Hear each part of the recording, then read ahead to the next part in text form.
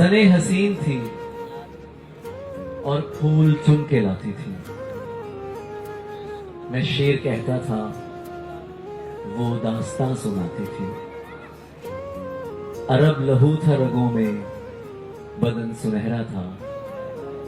वो मुस्कुराती नहीं थी, दिए जलाती थी। अली से दूर रहो, लोग उससे कहते थे। वो मेरा सच है, बहुत चीख कर बताती थी। अली, ये लोग तुम्हें जानते नहीं हैं अभी। गले लगा के मेरा हौसला बढ़ाती थी। ये फूल देख रहे हो, ये उसका लहजा था। ये झील देख रहे हो, यहां वो आती थी। मैं उसके बाद कभी ठीक से नहीं जागा।